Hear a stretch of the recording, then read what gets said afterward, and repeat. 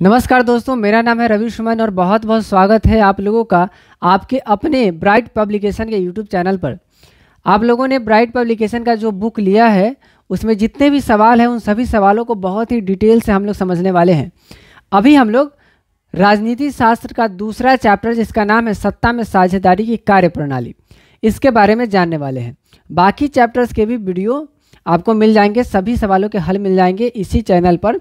तो आप या फिर आपके पास जो बुक है वो आप हर एक चैप्टर के कोड को जब स्कैन करेंगे QR कोड को, तो सभी का हल खुल जाएगा। तो आप लोग चैनल को सब्सक्राइब कर लीजिएगा ताकि आने वाले समय में जितना भी वीडियो बने और आपके काम की जितनी भी बातें हैं वो सब आपके तक पहुंच जाए। तो बेल आइकन जरूर दबा दीजिएगा।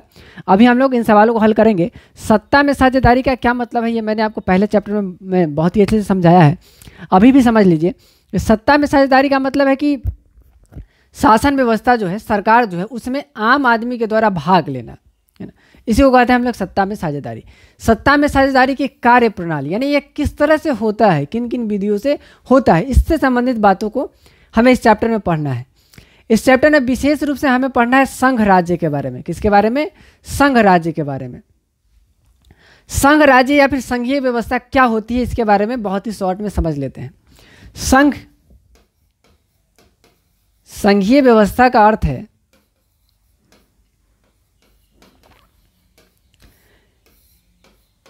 कि जब सरकार एक ही स्तर की ना हो, सरकार दो स्तर की हो और दोनों स्तर की सरकारों के बीच में शक्तियों का बंटवारा हुआ हो। जैसे कि हमारे देश में मुख्य रूप से दो स्तर की सरकार है, एक केंद्र सरकार है और दूसरा राज्य सरकार है। केंद्र सरकार और राज्य सरकार के बीच शक्तियों का बंटवारा हुआ, उसके लिए सूचियां बनी हैं। ये इन चीज़ों से संबंधित नियम कौन बना सकता है? केंद्र सरकार। और इन चीज़ों से संबंधित नियम राज्य सरकार बना सकते हैं। जिस चीज़ से संबंधित नियम केंद्र सरकार बना सकता है उसको केंद्र सूची में रखा गया है, और जिन मुद्दों से संबंधित नियम राज्य सरकार बना सकते हैं उनको राज्य सूची में रखा गया है। कुछ ऐसी चीज़ें भी हैं जिसके बारे में दोनों मिलकर यानी दोनों स्तर की सरकारें मिलकर कानून बना सकती हैं, उनको समवर्ती सूची में रखा गया है। ठीक है, तो इस तरह की जो व्यवस्था है जिसमें सारी व्यवस्था या फिर सारा जो अधिकार है वो केंद्र सरकार के पास ही नहीं होता है बल्कि शक्तियों का बंटवारा हो जाता है, इसी को कहा जाता है संघीय व्यवस्था। तो संघ राज्य उसको कहते हैं जहाँ पे संघीय व्यवस्था हो और जहाँ पे दो स्तर की सरकार हो, केंद्र सरकार, राज्य सरकार। जैसे कि हमारे यहाँ है, केंद्र में मोदी सरकार, राज्य में नीतीश सरकार। और दोनों सरकार जो है वो अपने अपने स्तर पे काम करती हैं, बिल्कुल ही आज़ाद होकर, स्वतंत्र होकर। उनको जिन चीज़ों का अधिकार दिया गया उन चीज़ों के बारे में बिल्कुल ही मुक्त होकर नियम कानून बनाते हैं। इनमें से संघ राज्य की विशेषता कौन नहीं है? पहला ऑप्शन है लिखित संविधान, शक्तियों का विभाजन, इकहरी शासन व्यवस्था, सर्वोच्च न्यायालय या फिर सर्वोच्च न्यायपालिका। ठीक है, तो लिखित संविधान संघ राज्य में होना जरूरी है, ये उसकी विशेषता है, ताकि तभी ना पता चलेगा कि किन चीज़ों के बारे में राज्य सरकार को कानून बनाना है और किसके बारे में केंद्र सरकार को बनाना है। तो सही, तो ये जो है ये विशेषता है। शक्तियों का विभाजन है, कुछ शक्तियाँ केंद्र सरकार के पास, कुछ शक्तियाँ राज्य सरकार के पास, तो ये भी क्या विशेषता है। सर्वोच्च न्यायपालिका होती है, संघ राज्य में सर्वोच्च न्यायपालिका होती है ताकि किसी तरह का अन्याय हो, कोई नियम को पालन नहीं करे, तब वो मुद्दा कहाँ चला जाए? सर्वोच्च न्यायालय में चला जाए और वो जो है कि सर्वोच्च न्यायालय क्या करे? दोनों पक्षों की बात को सुने और अपना निर्णय ले। ये भी क्या है? विशेषता है। एकहरी शासन व्यवस्था जो है इसका अर्थ है कि एक ही सरकार के पास सारा अधिकार हो, मतलब सरकार के एक ही स्तर पे सभी चीज़ों को सॉल्व किया जाता हो, सारी समस्याओं का और सभी तरह के नियमों को बनाया जाता हो। तो इसलिए एकहरी शासन व्यवस्था जो है वो संघ राज्य का उदाहरण नहीं है। ये है हमारा सही आंसर, है ना। ये संघ राज्य का विशेषता नहीं है, बाकी सब जो है संघ राज्य की विशेषता है। संघ सरकार का एक उदाहरण है। संघ सरकार क्या होती है मैंने बताया आपको, जहां पर केंद्र सरकार भी हो और राज्य सरकार भी हो और दोनों सरकारों के बीच शक्तियों का बंटवारा हुआ हो। देखिए, अमेरिका में संघ सरकार है, चीन में कैसी सरकार है? चीन में कम्युनिस्ट सरकार है ना। कैसी सरकार है? कम्युनिस्ट सरकार है। ब्रिटेन में संवैधानिक लोकतंत्र है, राजतंत्र है, संवैधानिक राजतंत्र है। ठीक है, ब्रिटेन में संवैधानिक राजतंत्र है। ब्रिटेन माने कि इंग्लैंड, जहाँ से अंग्रेज आए थे, जो लोग हम लोगों पे काफ़ी दिन राज करके गए, हम लोग उनको भगाए यहाँ से, है ना। तो संवैधानिक राजतंत्र का मतलब है कि वहाँ अभी भी है राजतंत्र ही, लेकिन उनके पास संविधान है। जो राजतंत्र है वो भी संविधान के दायरे में ही आती है। ठीक है, तो संवैधानिक राजतंत्र जो है वो संघ सरकार का उदाहरण नहीं है। कम्युनिस्ट सरकार जो है वो भी संघ सरकार का उदाहरण नहीं है। अमेरिका जो है वो संघ सरकार का उदाहरण है। अमेरिका में संघात्मक सरकार है। अगला सवाल देखो, भारत में संघ एवं राज्यों के बीच अधिकारों का विभाजन कितनी सूचियों में हुआ है? ये मैंने आपको शुरू में भी बताया था।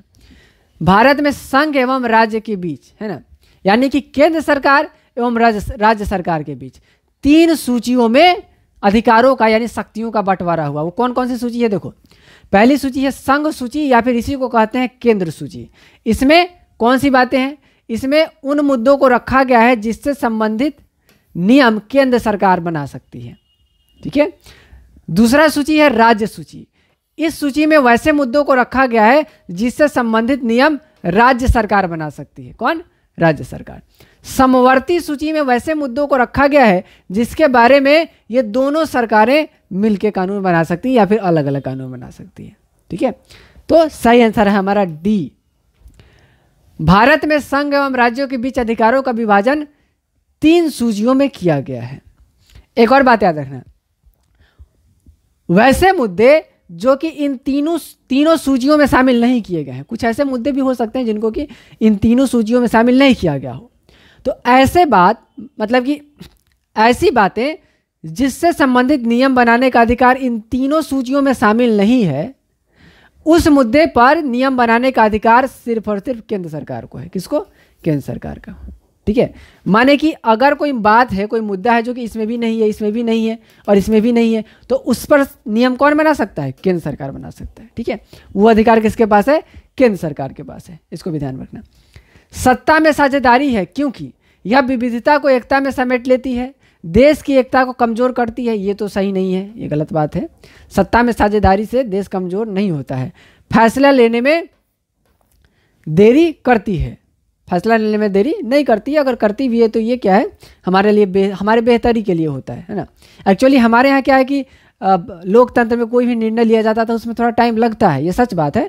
जैसे कि अगर आप कहीं कोर्ट में जाते हैं, कोई किसी तरह का केस हो गया है किसी पर, तो उसमें अपने आप को निर्दोष साबित करने में भी बहुत लंबा समय लग जाता है। इसका कारण है कि हर पक्ष की बात सुनी जाती है। व्यक्ति अपनी जो भी दलील दे सकता है उसकी बातें को सुनी जाती है, ताकि क्या हो, किसी के साथ गलत नहीं हो। मौका दिया जाता है कि आप जाइए और अपने लिए क्या लाइए, सबूत ले आइए, गवाह ले आइए, है ना, ताकि सच्चाई का पता चल सके। तो थोड़ी बहुत देरी होती है, लेकिन वो हमारे बेहतरी के लिए होता है। तो ये भी हमारा सही आंसर नहीं है। देखो, यह विविधता को एक अपने में समेट लेती है, ये हमें सही आंसर लग रहा है ना। ये हो सकता है बिल्कुल, लेकिन अगला ऑप्शन देखते हैं, अगर इससे भी बेहतर बात होगी तो सही आंसर उसको चुनेंगे। ठीक है, तो चलो अगले ऑप्शन की तरफ चलते हैं। अगला ऑप्शन है विभिन्न समुदायों के बीच टकराव को कम करती है। तो ये पहले वाले चैप्टर में भी आपने पढ़ा था। ठीक है, तो ऑप्शन ए भी सही है, ऑप्शन डी भी सही है। सत्ता में साझेदारी से क्या होता है? विभिन्न समुदायों के बीच टकराव कम होता है। लेकिन इस सवाल के कॉन्टेक्स्ट में अगर सबसे बेहतर आंसर चुनना है तो हम डी को चुनेंगे। ठीक है, क्योंकि वो पहली वाली जो बात थी वो थोड़ा सा दर्शन शास्त्र से जुड़ी हुई है। अभी हम लोग कानून संविधान की बात कर रहे हैं, तो डी वाला जो है वो हमारा आंसर होगा। अगला सवाल देखिए, संघीय व्यवस्था किसे कहते हैं? मैंने अभी बताया ना, संघीय व्यवस्था किसे कहते हैं? जहां केंद्र और राज्य की सरकार हो, मतलब कि 2 स्तर की सरकार हो और दोनों के बीच सत्ता का यानी शक्तियों का बंटवारा हुआ हो। ठीक है, तो देखो कौन सा ऑप्शन है। जहां राज्य की सरकार केंद्र के नियंत्रण में होती है, बिल्कुल नहीं, ये संघीय व्यवस्था बिल्कुल नहीं कहलाएगी। जहां केंद्र एवं राज्यों के बीच संविधान द्वारा शक्ति विभाजित होती है, बिल्कुल। जहां केंद्र और राज्यों के बीच में संविधान द्वारा शक्तियों को बांट दिया जाता है कि भाई ये आपका मुद्दा है, ये आपका मुद्दा है। कुछ ऐसे मुद्दे हैं जिसके बारे में दोनों कानून बना सकते हैं, है ना।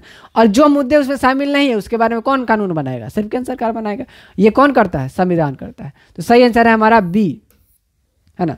आगे देखो, जहां कार्यपालिका और विधायिका के बीच शक्तियों का बट जाती है, जहां केंद्र सरकार अपनी कुछ शक्ति राज्य सरकार को देती है। सबसे बेहतर आंसर है बी। ठीक है, ये सारी बातें भी कुछ हद तक सही हैं, लेकिन सबसे बेहतर आंसर है बी। अब देखो, केंद्र सरकार अपनी कुछ शक्ति राज्य सरकार को देती है, तो राज्य सरकार और केंद्र सरकार का मुद्दा बिल्कुल अलग अलग होता है। और कुछ ऐसी चीज़ें जरूर होती हैं जिसके बारे में दोनों मिल करके सरकार बना सकता है या फिर अलग अलग कानून बना सकता है, ठीक है। लेकिन बेहतर आंसर है हमारा बी।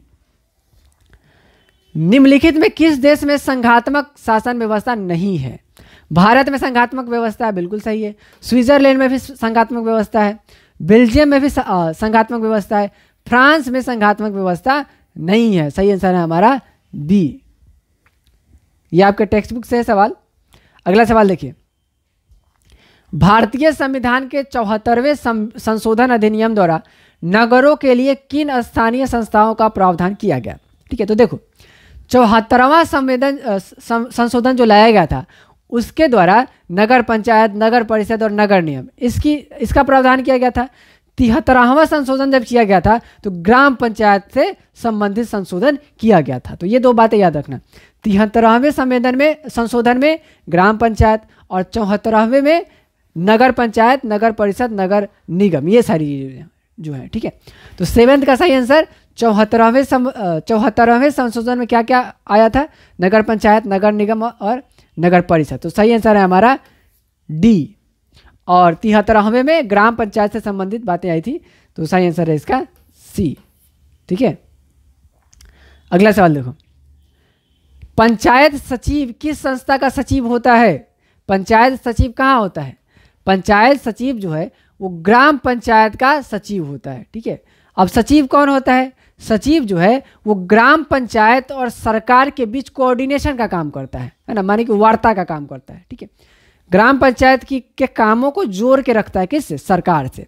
तो सचिव जो है वो सरकार के द्वारा बहाल किया जाता है और वो पंचायत सचिव किस संस्था का सचिव होता है? ग्राम पंचायत का, ठीक है। और ऐसा इसलिए किया जाता है क्योंकि ग्राम पंचायत में अक्सर देखा जाता है कि जो मुखिया होते हैं, जो सरपंच होते हैं, जो पंच होते हैं, जो पंचायत समिति होते हैं, गांव के लोग होते हैं, तो उसमें से अधिकतर लोग जो है सरकार के कामकाज को अच्छे से नहीं समझते हैं, लेकिन अपना जो उनका क्षेत्र होता है उसको रिप्रेजेंट कर सकते हैं।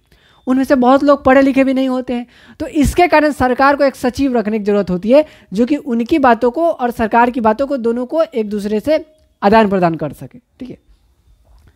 तो ग्राम पंचायत का जो सचिव है वही पंचायत सचिव होता है। भारत की भाषा नीति का एक सही लाभ क्या है? भारत की भाषा नीति है ना, 8वीं अनुसूची है ना, संविधान के 8वीं अनुसूची में जिन बोलियों को शामिल किया जाता है उसी को भाषा कहा जाता है। इस बात को समझ लो, जो बोलियां संविधान के 8वीं अनुसूची में शामिल है वही भाषा है ना। और उसमें जो भाषा शामिल होती है 8वीं अनुसूची में उसको राजभाषा कहा जाता है, सरकारी कामकाज की भाषा कहा जाता है। भारत में कोई राष्ट्रभाषा नहीं है, इस बात को याद रखना। संविधान ने किसी राष्ट्रभाषा का प्रावधान नहीं दिया है। पहली बात, मातृभाषा किसको कहते हैं?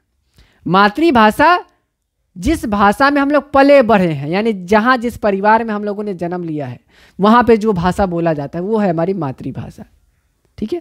जैसे कि आप में से बहुत लोग जिस परिवार में जन्म लेते हैं वहाँ पे भोजपुरी बोला जाता होगा, मगधी बोला जाता होगा, मगही बोला जाता होगा, है ना। तो आपकी जो मातृभाषा है वो मगधी है, मगही है, भोजपुरी है, ये सब है। लेकिन वो भाषाएं अगर 8वीं में है ना, 8वें अनुच्छेद में शामिल नहीं है, संविधान के 8वें अनुच्छेद में, तो उसको भाषा कहना थोड़ा सा कानूनी रूप से या फिर संविधान के रूप से ठीक नहीं होगा। तो इसलिए वो जो है बोलियां हैं, अगर वो 8वीं अनुसूची में शामिल नहीं है तब, जैसे कि भोजपुरी अभी तक शामिल नहीं हुआ है, लेकिन अगर हम लोग प्रयास करें तो हो जाएगा, ठीक है। तो भारत की भाषा नीति आप लोग समझ गए होंगे। अब उसका एक सही लाभ क्या है उसके बारे में देखते हैं हम लोग, है ना। अंग्रेजी भाषा का प्रभुत्व, ये बिल्कुल भी नहीं है। भाषा के आधार पर राज्यों के गठन से राष्ट्रीय हित की उपेक्षा, ये भी नहीं है। अपनी अपनी भाषा को संवैधानिक, है ना, संवैधानिक मान्यता दिलाने की होड़, ये भी नहीं है। मजबूत राष्ट्रीय एकता, है ना, ये है भारतीय भाषा नीति का एक लाभ है कि मजबूत राष्ट्रीय एकता बनती है। जैसे कि अभी फिलहाल भारतीय संविधान की जो 8वीं अनुसूची है उसमें 22 भाषाओं को शामिल किया गया है। इसका मतलब है कि 22 भाषा के लोग एक साथ जुड़े हुए हैं, है ना। तो इसलिए भारतीय भाषा नीति जो है उसका एक लाभ है मजबूत राष्ट्रीय एकता को बनाए रखना। अगला सवाल देखना, बिहार नगर पालिका अधिनियम 2007 के अनुसार कितनी जनसंख्या वाले शहरों में नगर परिषद का गठन किया जाता है? ध्यान रखना, नगर परिषद का गठन किया जाता है 2 लाख से 3 लाख वाली जनसंख्या पर, ठीक है। जब 2 लाख से 3 लाख जनसंख्या होता है तब जा करके नगर परिषद का गठन किया जाता है। तो इसका सही आंसर होगा डी, इनमें से कोई नहीं। क्या होगा इसका सही आंसर? डी, इनमें से कोई नहीं। और याद रखना, अगर जनसंख्या पूछ दे तो 2 लाख से 3 लाख होता है। अगला सवाल है, पंचायती राज संस्थाएं होती हैं 1 स्तरीय, 2 स्तरीय, 3 स्तरीय या 4 स्तरीय? पंचायती राज संस्थाओं के बारे में आपने पढ़ा है। सबसे पहले पंचायती राज संस्था में क्या आता है? ग्राम पंचायत। दोबारा में पंचायत समिति है, और तीसरे स्तर पे जिला परिषद है।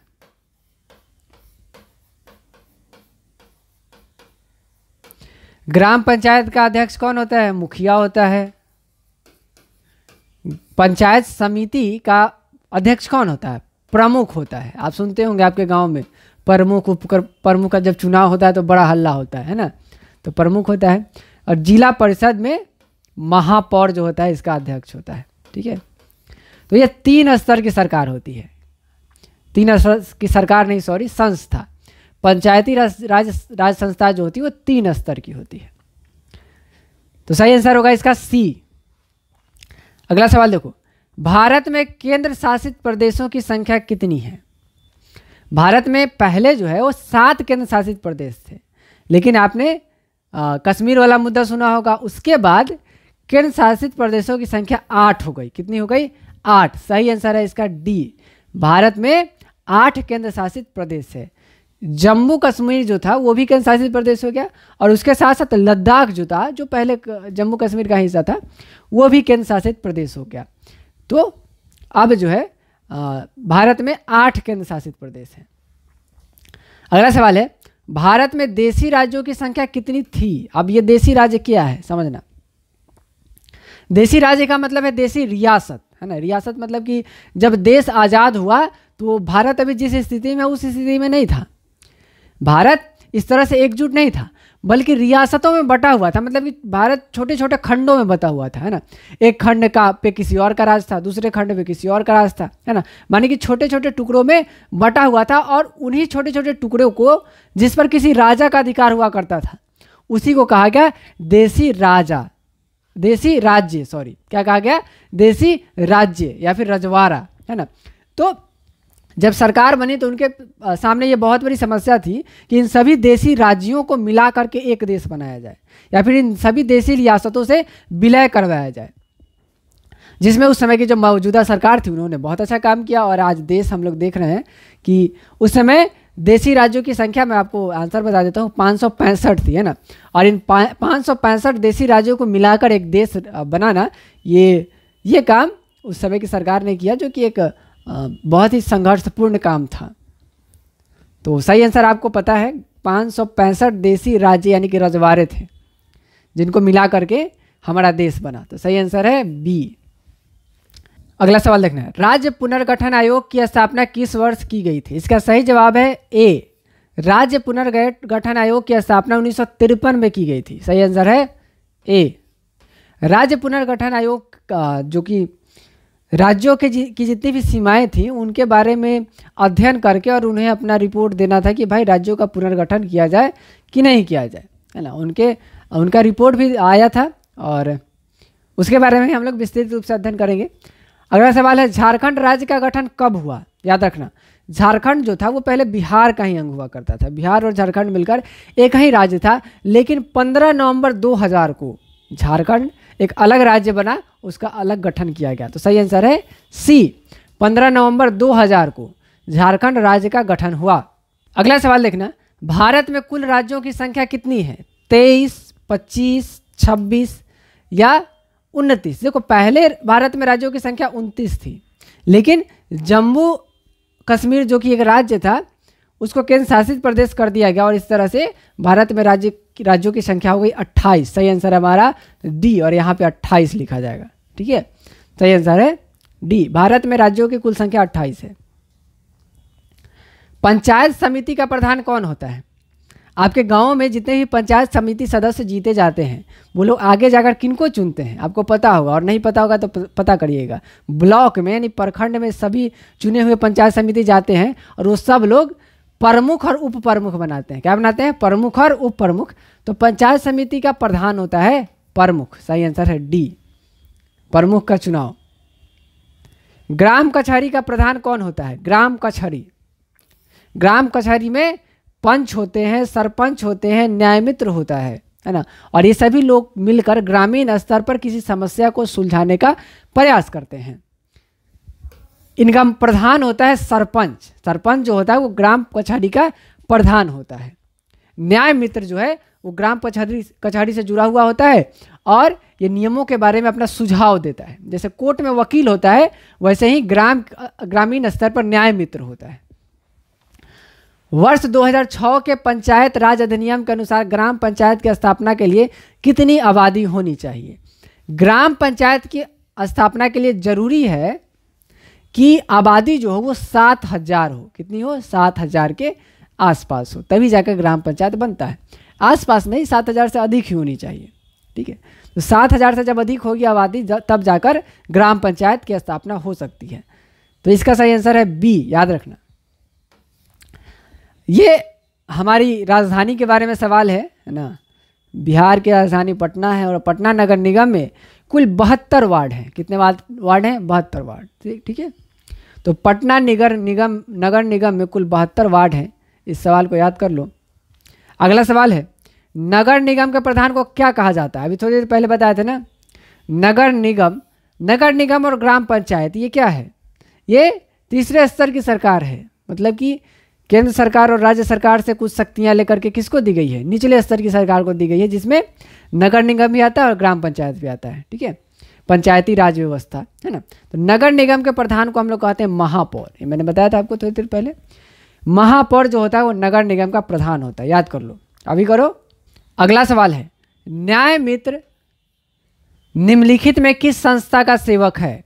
ग्राम कचहरी का, ग्राम सभा का, पंचायत समिति का या नगर पंचायत का? अभी थोड़ी देर पहले मैंने बताया ना, ग्राम पंचायत का नहीं होता है, ग्राम सभा का भी नहीं होता है, ग्राम समिति का भी नहीं होता है, नगर पंचायत का भी नहीं होता है। न्याय मित्र, पंच, सरपंच ये सब जुड़े हुए होते हैं किससे? ग्राम कचहरी से। किससे जुड़े हुए होते हैं? ग्राम कचहरी से। न्याय देने का यानी न्याय के बारे में सलाह और सुझाव देने का काम होता है न्याय मित्र का। ठीक है, तो सही आंसर होगा इसका ए। अगला सवाल देखो, भारत में संघ एवं राज्यों के बीच अधिकारों से संबंधित कौन सी सूची है? संघ सूची, राज्य सूची, समवर्ती सूची, इनमें से सभी। ध्यान से पढ़ो। संघ एवं राज्यों के बीच अधिकारों से संबंधित सूची कौन सी है? सही आंसर होगा इसका डी। क्या होगा? डी। ठीक है, संघ सूची, राज्य सूची और समवर्ती सूची ये तीनों संघ एवं राज्य के बीच अधिकारों से संबंधित सूची है। ठीक है, और अगर ये पूछा जाए कि किस सूची में संघ और राज्य दोनों के बारे में मुद्दे शामिल हैं, तब हम लोग लिखेंगे समवर्ती सूची। ठीक है, सही आंसर होगा इसका डी। यानी कि समवर्ती सूची में वैसे मुद्दे होते हैं जिसके बारे में केंद्र भी कानून बना सकता है और राज्य भी कानून बना सकता है। अगला सवाल देखो, ग्रामीण स्थानीय स्वशासन की इकाई इसमें कौन नहीं है? नगर परिषद, जिला परिषद, पंचायत समिति, ग्राम पंचायत। ध्यान से समझना, ग्राम पंचायत, पंचायत समिति और जिला परिषद, ये थोड़ी देर पहले मैंने बताया था ना, ये तीनों जो है ये पंचायती राज व्यवस्था यानी ग्रामीण स्थानीय स्वशासन का अंग होता है। तो कौन नहीं होता है? नगर परिषद नहीं होता है। अगला सवाल देखो, बिहार में पंचायती राज संस्थानों में महिलाओं के लिए कितनी सीटें आरक्षित है? बताओ। ये सवाल मैंने पहले चैप्टर में पढ़ाया था और बड़ा इंपॉर्टेंट है ना। पंचायती राज संस्था में महिलाओं को कितना प्रतिशत आरक्षण दिया गया है? 50%। कितना प्रतिशत दिया गया है? 50%। याद रखना इस बात को, है ना। जब गांव में चुनाव होगा, मुखिया उखियागा, तो देखना उसमें, है ना, कि फलाने जगह से महिलाएं चुनाव लड़ रही हैं क्योंकि वो सीट जो है वो महिलाओं के लिए रिजर्व है। ठीक है, तो पंचायती राज व्यवस्था में कुल 50% सीट जो है महिलाओं के लिए रिजर्व होता है। तो सही आंसर है हमारा ए। नेपाल में लोकतंत्र की पुनः स्थापना कब हुई? ध्यान से देखना, नेपाल में तो पहले राजतंत्र था, बहुत ज़्यादा दिनों तक राजतंत्र रहा, फिर लोकतंत्र आया, फिर लोकतंत्र चला गया, है ना, और फिर लोकतंत्र की पुनः स्थापना की गई और ये हुआ 2006 में। नेपाल में पुनः स्थापना हुआ लोकतंत्र का 2006 में। सही आंसर है इसका बी। अगला सवाल देखो, निम्नलिखित में कौन संघीय शासन व्यवस्था का उद्देश्य नहीं है? संघीय शासन व्यवस्था क्या होती है? मैंने बताया आपको कि केंद्र और राज्य के बीच शक्तियों का जो बंटवारा होता है उसी को केंद्रीय शासन व्यवस्था कहते हैं। ऐसा क्यों किया जाता है कि शक्तियों का बंटवारा क्यों किया जाता है, इस बारे में आप अच्छे से समझते होंगे कि जितने भी राज्य हैं ना वो सब कई तरह से अलग अलग है। मतलब कि किसी राज्य का पहनावा ओढ़ावा, खाना पीना, रहना सहना, बोल चाल, ये सब कुछ अलग है, और फिर दूसरे राज्य का उनसे अलग है। तो जब इनका रहने का तरीका, संस्कृति, सभ्यता सब कुछ अलग है तो इनकी मांगें भी तो अलग होंगी ना। और जब इनकी मांगें होंगी, अलग होंगी, तो एक सरकार इतने सारे तरह के लोगों की मांगों को नहीं समझ पाएगा ना। तो इसलिए क्या किया गया है, क्षेत्रीय स्तर की सरकार बनाई गई है, ताकि क्षेत्रीय स्तर पर लोगों की जो मांग है, उनकी जो ज़रूरतें हैं, उसको क्षेत्रीय स्तर की सरकार समझे, है ना। और जो पूरे देश के लिए ज़रूरी है उन चीज़ों को केंद्र सरकार समझे। तो इसके लिए संघीय शासन व्यवस्था लगाया जाता है।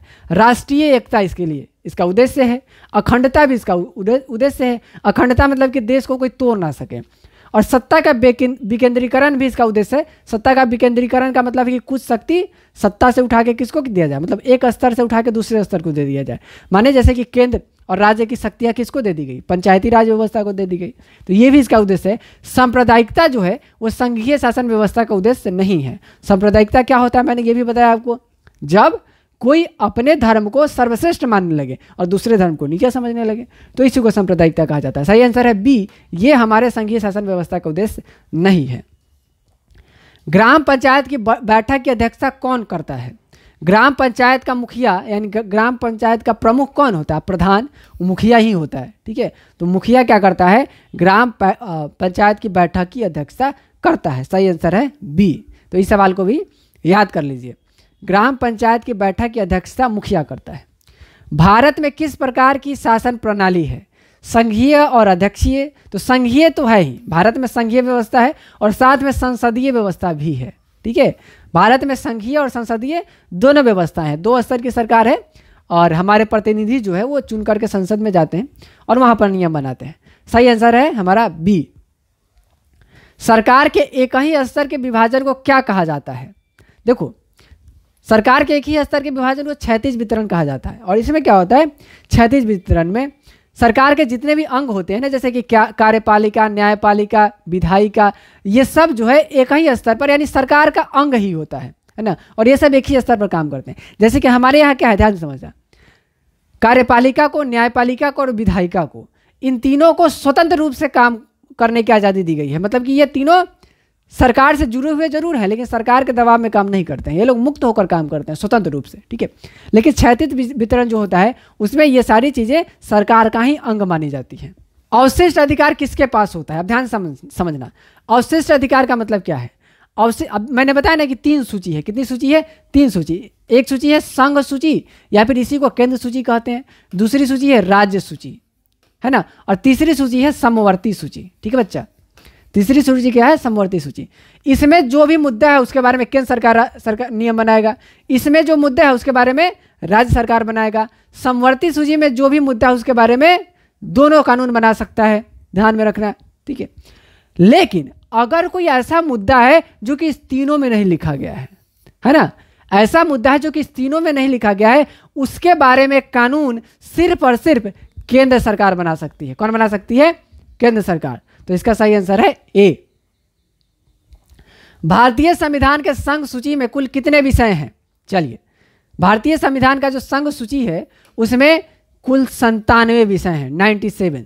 संघ सूची का मतलब आप जानते हैं, हमने आपको बताया। केंद्र सूची भी जिसको कहा जाता है। तो इसमें कुल 97 विषय शामिल है, यानी 97 मुद्दे शामिल है। अगला सवाल देखिए, भारतीय संविधान की किस अनुसूची में भाषाओं को रखा गया है ना। तो मैंने जब चैप्टर शुरू हुआ था तभी मैंने बताया था कि भारतीय संविधान की जो 8वीं अनुसूची है उसमें जो जिन बोलियों को शामिल किया जाता है वही भाषाएं कहलाती हैं। तो भारतीय संविधान की 8वीं अनुसूची में भाषाओं को रखा गया है। सही आंसर है सी। और कितने भाषा शामिल है? अगला सवाल है कि भारतीय संविधान में कितनी भाषाओं को अनुसूचित भाषा का दर्जा प्राप्त है? कितनी भाषाएं शामिल है ये भी मैंने आपको बताया था, लिखिए कमेंट बॉक्स में। ऐसी भाषाएं कुल 22 हैं, है ना, यानी कि कुल ऐसी 22 भाषाएं हैं जिनको 8वीं अनुसूची में शामिल किया गया है। ठीक है, अगला सवाल है, बिहार में कितनी आबादी पर पंचायत समिति का सदस्य चुना जाता है? ये मैंने आपको पहले भी बताया था। पंचायती राज व्यवस्था 3 स्तर पे होती है, ग्राम पंचायत, पंचायत समिति और जिला पार्षद। तो पंचायत समिति का गठन 5000 की आबादी पर होता है। इसका सही आंसर है सी। अगला सवाल है, पंचायती राज की शुरुआत सर्वप्रथम भारत के किस राज्य से हुई थी? ये सवाल भी याद कर लीजिए, इंपॉर्टेंट है। पंचायती राज की शुरुआत सर्वप्रथम भारत के राजस्थान राज्य से हुई थी। आप ऑप्शन भी देख लीजिए और याद भी कर लीजिए। बिहार, राजस्थान, गुजरात और पंजाब। सही आंसर है इसका बी, राजस्थान से पंचायती राज व्यवस्था की शुरुआत हुई थी। पंचायती राज व्यवस्था किस प्रधानमंत्री के शासनकाल में शुरू हुआ था? प्रधानमंत्री जवाहरलाल नेहरू, जो 1947 से लेकर 1964 तक भारत के प्रधानमंत्री रहे थे। और राजस्थान में पंचायती राज व्यवस्था की शुरुआत हुई थी 1959 में। कब हुई थी? 1959 में। तो स्पष्ट है कि जब पंचायती राज व्यवस्था शुरू हुई तो उस समय पंडित जवाहरलाल नेहरू ही हमारे प्रधानमंत्री थे। तो पंडित जवाहरलाल नेहरू के शासनकाल में पंचायती राज व्यवस्था की शुरुआत हुई थी। सही आंसर है हमारा सी, याद रखिएगा। चलिए अगला सवाल देखिए, सत्ता का विकेंद्रीकरण कब हुआ? विकेंद्रीकरण का अर्थ क्या है ये मैंने आपको पहले भी बताया, फिर से बता रहा हूँ।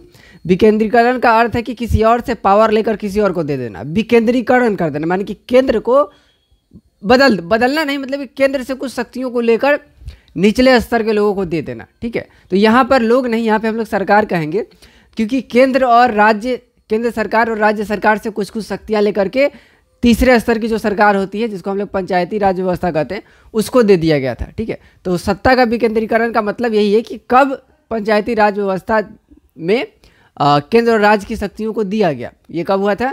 1992 में। 39 का सही आंसर है सी, सत्ता का विकेंद्रीकरण 1992 में किया गया था।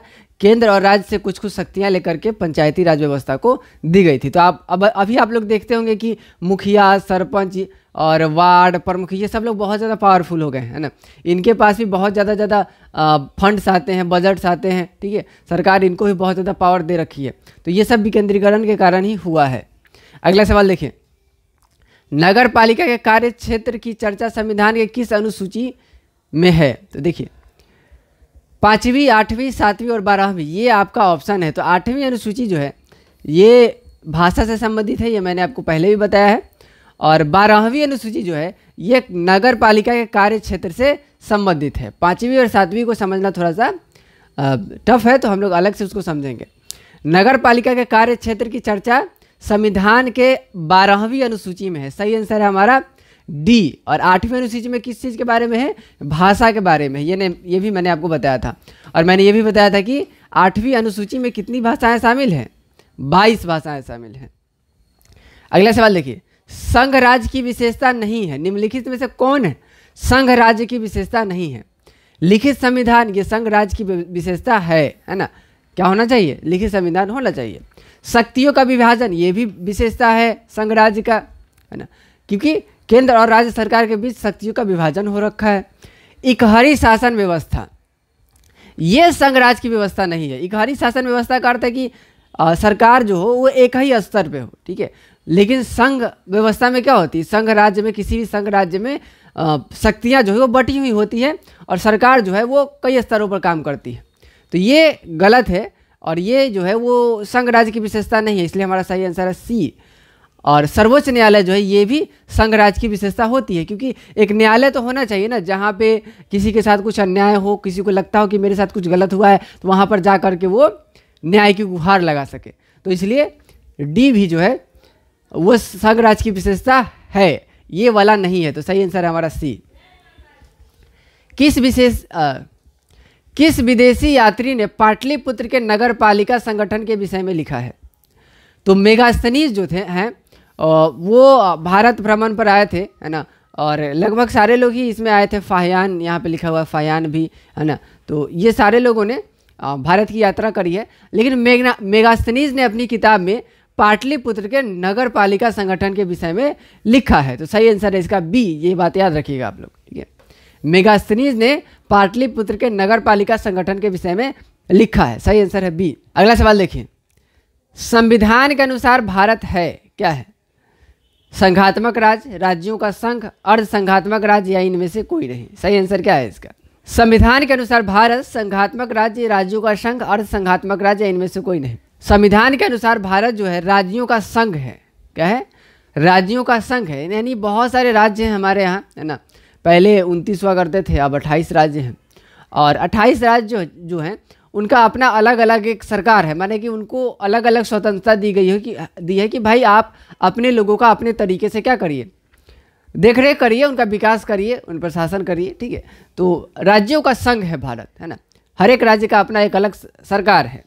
अगला सवाल देखिए, बिहार पंचायत राज अधिनियम के अनुसार ग्राम पंचायत की स्थापना के लिए आबादी की क्या शर्त है? ग्राम पंचायत के लिए कितनी आबादी चाहिए? 7,000 चाहिए। ग्राम पंचायत के लिए 7,000 की आबादी चाहिए, इसको याद कर लीजिए आप लोग। ग्राम पंचायत के लिए 7,000 की आबादी होनी जरूरी है, तभी जाकर के ग्राम पंचायत का गठन किया जाता है, तो याद रखना। सरपंच अधिकतम कितने रुपयों तक के मामलों की सुनवाई कर सकता है? अब ध्यान से समझना इस बात को। गाँव में जो है ग्राम कचहरी होता है, और ग्राम कचहरी के प्रधान होते हैं सरपंच, उसमें पंच होते हैं और न्याय मित्र होते हैं। न्याय मित्र क्या करते हैं? कानून से संबंधित सुझाव और सलाह देते हैं। ठीक है बाबू, अब ध्यान समझना। अब सरपंच जो है वो हर तरह के मामलों की सुनवाई नहीं कर सकते हैं, है ना। सरपंच जो है वो 10,000 तक के रुपयों तक की ही मामलों की सुनवाई कर सकते हैं, या तो वो जुर्माना लगा सकते हैं 10,000 तक, है ना। उससे ज़्यादा कुछ उनके पास पावर नहीं होता है, क्योंकि ग्रामीण स्तर पर मामलों को सुलझाने का एक प्रयास किया जाता है। उसके बाद व्यक्ति के पास ऑप्शन क्या बचता है कि वो कहाँ जाए? जिला कोर्ट में जाए। जिला कोर्ट में जाते हैं लोग, है ना। उसके बाद अगर जिला कोर्ट में उनको न्याय नहीं मिल पा, अगर उनको लगता है कि जिला कोर्ट ने उनके साथ गलत न्याय दिया है या फिर उनको संतुष्टि नहीं होती है, तो वो आगे जाते हैं उच्च न्यायालय में, फिर सर्वोच्च न्यायालय में, और उसके बाद वो राष्ट्रपति के पास आवेदन दे सकते हैं। ठीक है, तो सरपंच जो है वो अधिकतम 10,000 रुपयों तक की ही मामलों की सुनवाई कर सकते हैं। उससे अधिक मामलों की सुनवाई सरपंच के हाथ में नहीं होता है, उससे ज़्यादा जुर्माना वो नहीं लगा सकते। ठीक है, तो ये है हमारा दूसरा चैप्टर। दूसरे चैप्टर में जितने ही महत्वपूर्ण ऑब्जेक्टिव सवाल थे उन सबों को हमने हल कर लिया है बहुत ही अच्छे से। तो आप लोग क्या करिएगा, इस पूरे वीडियो को देखिएगा, अच्छे से समझ लीजिएगा, और मुलाकात होगी आप लोगों से अगले वीडियो में। इतना प्रश्न अगर आप लोगों ने कर लिया है तो परीक्षा में आपका एक भी प्रश्न छूटने नहीं जा रहा है। और चैनल को आप लोग सब्सक्राइब कर लीजिएगा, बहुत जल्दी हम लोग का लाइव क्लास शुरू होने वाला है, तो आप सब लोग उससे जुड़िए और वीडियो को लाइक कीजिएगा, शेयर कीजिएगा अपने दोस्तों के साथ। बहुत बहुत धन्यवाद।